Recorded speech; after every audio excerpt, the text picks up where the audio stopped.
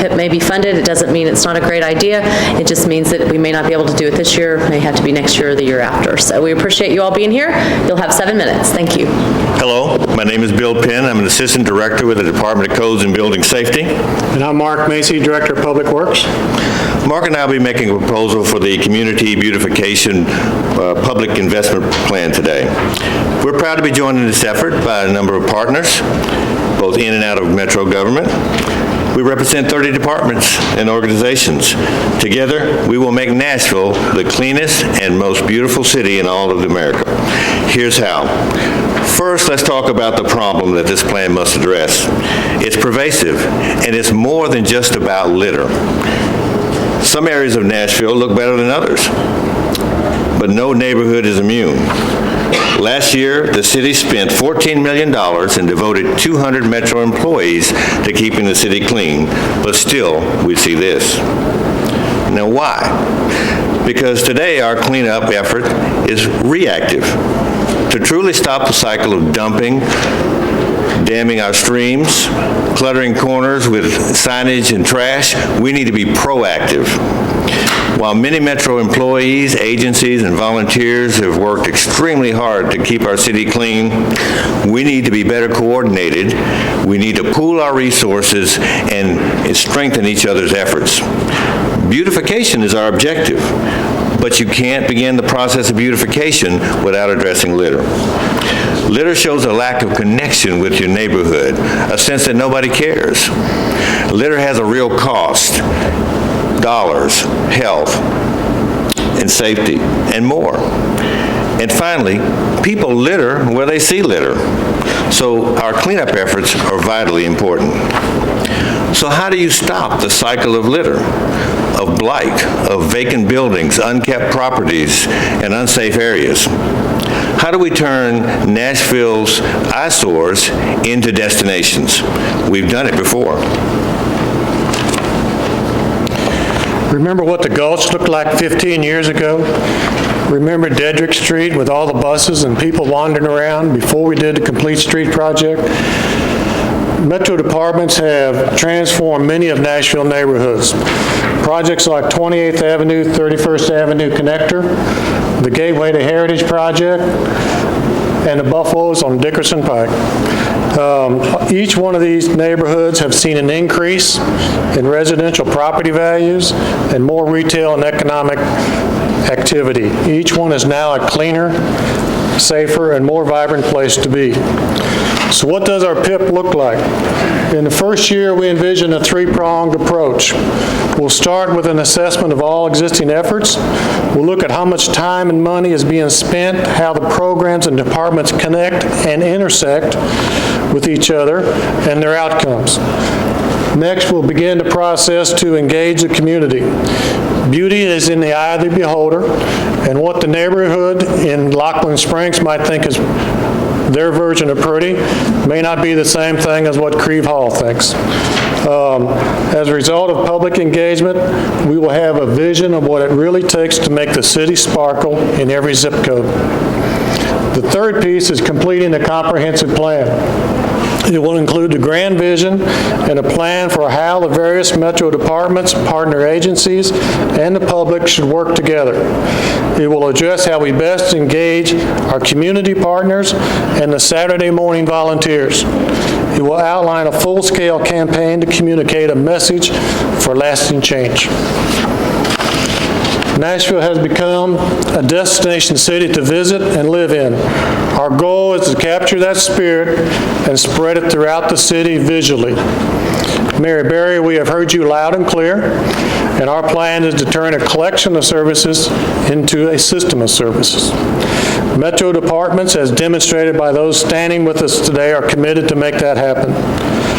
Funding our PIP will mean the creation of a proactive beautification plan that tackles more than just litter. I promise you we'll still pick up the litter, Mayor. It will stretch to the ends of the county lines, and it will reflect the diversity of all the communities and neighborhoods that make up Nashville. In year one, we're going to do two things.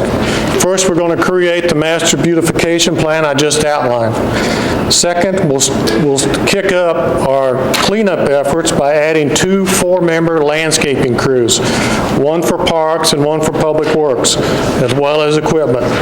We'll also ask for funding for Metro schools to increase maintenance on their properties. The total ask for this first year is $789,200. During the first year, we will identify funding needs for the additional second and third year, and we'll bring that back to you.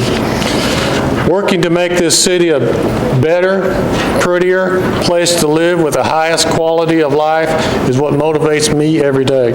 I know my colleagues at Public Works and the 30 departments involved with this PIP share the same motivation. I don't want to close without saying thank you.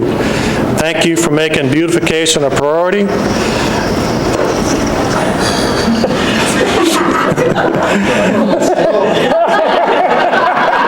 That's the cue. That's the cue. And thank you for the opportunity to outline a meaningful long-term beautification plan. It's important for the city, and it's personally important to all of us. First of all, you hit me in my sweet spot because, oh, sorry. You got 1 minute. Quite all right. On behalf of all of us here, we'd like to thank you, and now I'd like to ask Sharon Wallstrup, Public Works Assistant Director for Finance Administration, and Sharon Smith, the Director of Beautification, to join us to take your questions. Great. Well, you guys hit me in my sweet spot because and I'm thrilled that all of you are here from a collection of Metro departments. I think that speaks really well to all of you all and your collaborative efforts, so I appreciate that. Questions from my panel? I have one question. What do you consider the most innovative aspect of your plan?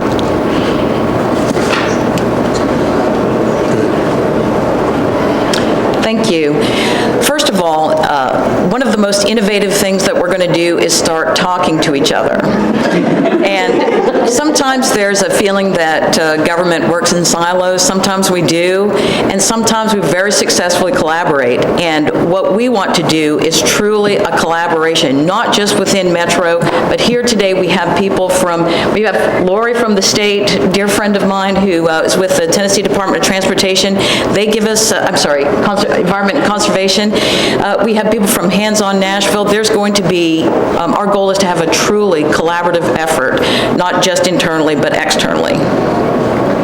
Your ask, I think, you outlined 3 pieces of the approach. One was a comprehensive plan that you were going to do, but it sounds like your ask is also right now to beef up some of the beautification in parks and also in public works. So it's not just about creating a plan. The $780,000 gets me more than a plan, right? We get you 2 additional landscape.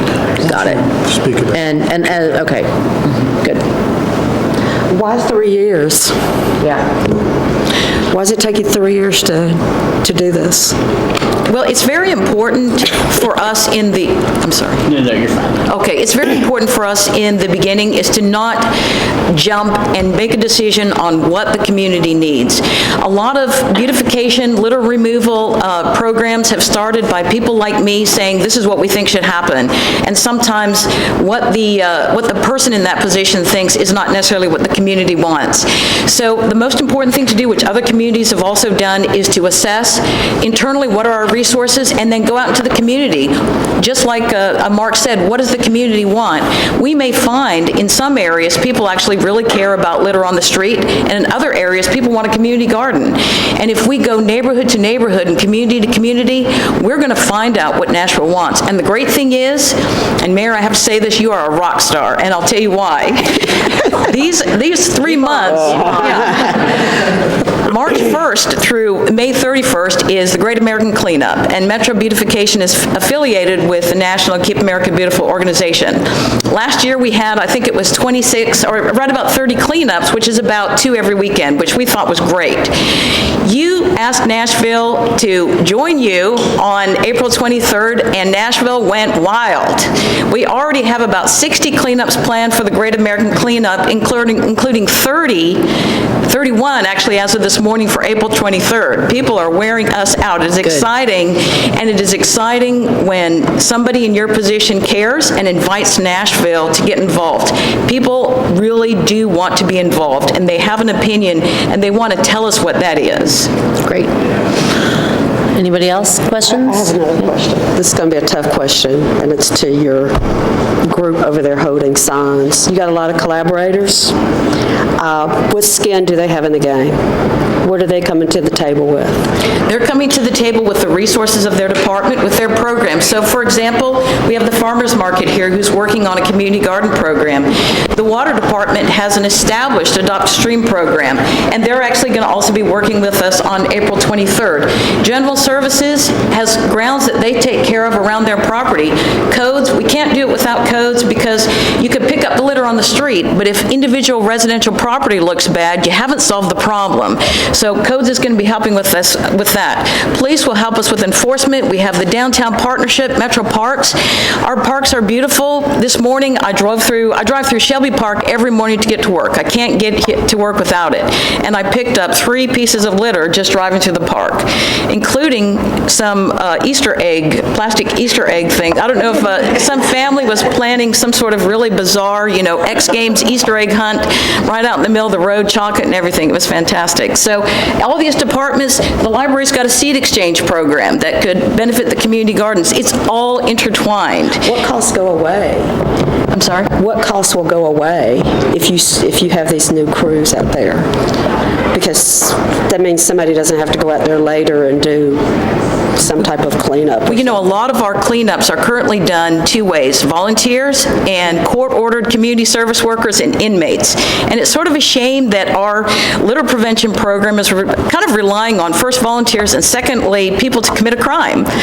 So we're kind of hoping that we will use those people because we have to use those people, and the courts are a valuable partner in all of this. But by partnering together with our departments, we're not going to just pick up the litter. Our goal is to help prevent it from happening in the first place. Are there special designations for neighborhoods that are litter-free or that invest in beautification practices? Do you recognize these neighborhoods that step up? Like with awards or things like that? With any kind, well, maybe an award or just maybe something that designates their neighborhood as beautiful. As beautiful. Yeah, actually, we have a Yard of the Month program for our beautification commissioners. Our beautification commissioners, there's one for every council district, and one thing they do is try and encourage other people to replicate kind of that good behavior in the community. But also, and that's the great thing about having 35 beautification commissioners, they have ideas. And 2 weekends ago, I was at a community meeting in Mina Johnson's district, and the commissioner there's like, let's start a business recognition program where businesses that have great-looking front welcoming areas will be recognized. We can do social media. We can give them a nice sign to put in the front of the property. I think there are going to be so many ideas because people like it, people care, and people want their city to look good. A question for you. It's when you're trying to create a trend, you usually create something that's so visually obvious, everybody wants to get involved. With only 2 crews and the size of our place, what's the priority areas? Is it downtown? Is it a specific set of parks? Is it the things everybody sees? Is it my neighborhood versus your neighborhood? What's the prioritization so that it becomes visible to all of our taxpayers that this is actually being done rather than invisible because it's buried in 4 or 5 communities that people don't see every day? Yeah, so we already have some existing staff, and we're trying to expand upon that. So the priority areas are everywhere. Obviously, downtown has some priorities because it is one of the main places our tourists go, but our entryways into the city are also priorities. Where's T-Dot? Right, got here late, Sean Bible from T-Dot. Oh, yay! T-Dot's here. Okay, good. Yes. Okay, good. Okay, good. When people call in, sometimes they call the mayor's office, or they call us and they complain about a road, they don't care if it's a state right-of-way or a metro road. They just want it to look good. And we partner with TDOT. The great thing about TDOT and Sean's staff is sometimes they call us and say, hey, we got a complaint here, we know of a problem here, can you guys send somebody out? We help each other. TDOT gives us money to help pick up litter. They give money to the sheriff's office to help them pick up litter. We love you. You're also a rock star. Thank you. Thank you, all of you, for being here. We really appreciate it. So, yes, I will clap for you.